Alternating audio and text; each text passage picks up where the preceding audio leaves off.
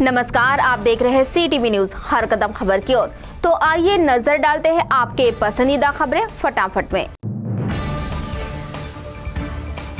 Bamboo क्षेत्र के शैक्षणिक उन्नति, संशोधन, कौशल्य विकास और उद्योजकता बढ़ोतरी चिचपल्ली के बांबू संशोधन और प्रशिक्षण केंद्र और राष्ट्र संत तुकडोजी महाराज नागपुर विद्यापीठ में ऐतिहासिक सामंजस्य करार विद्यापीठ की कुलगुरु माधवी खोड़े की उपस्थिति में किया गया।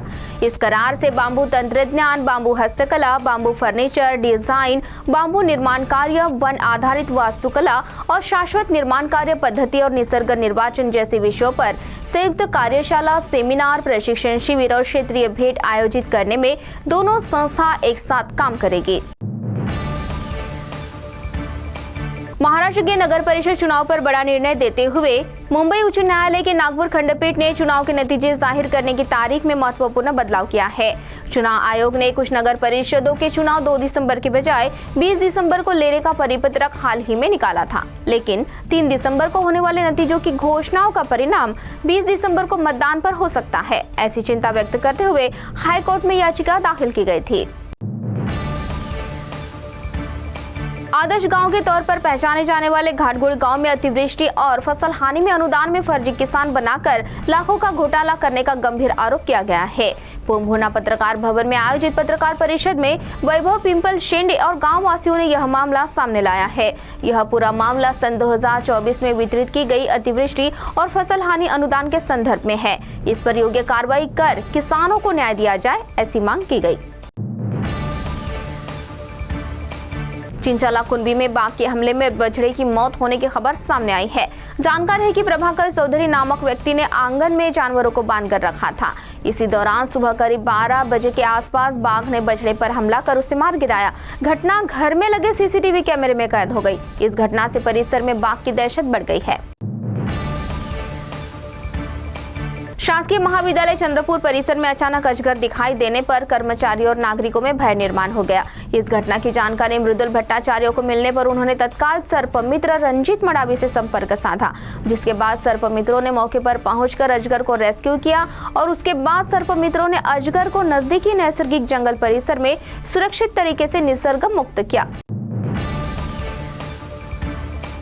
चंद्रपुर नागपुर महामार्ग पर महाविद्यालयीन विद्यार्थी साथ ही शासकीय निम शासकीय कर्मचारी बड़े पैमाने पर आवाजाही करते हैं, लेकिन रात के समय नागपुर की ओर जाने वाले ST बस समय पर न आने से कर्मचारियों को लाल परी की राह देखनी पड़ती है, जिससे यात्रियों को भारी परेशानी हो रही है। नियमित समय में ST बस छोड़ी जाए, ऐसी मांग विद्यार्थियों यात्रियों ने की है। प्रचार का बैनर लगाते समय बिजली का करंट लगने से अक्षय सुभाष जनबंधु यह युवक गंभीर जख्मी हो गया। उसे तत्काल चिमुरूप जिला अस्पताल में दाखिल किया गया, जिसके बाद उसे चंद्रपुर में लाया गया, जिससे युवक की जान बच गई। जख्मी युवक को आर्थिक मदद देने की मांग नागरिकों ने की है। नागभीड़ तहसील के सावरगांव के इंदिरा नगर इलाके में पिछले 2-3 दिनों से एक तेंदुए के लगातार दिखाई देने से लोगों में डर का माहौल है। तेंदुआ रात के समय अक्सर गांव में आ रहा है। इतना ही नहीं तो उसने कई लोगों की मुर्गियों पर हमला भी किया है।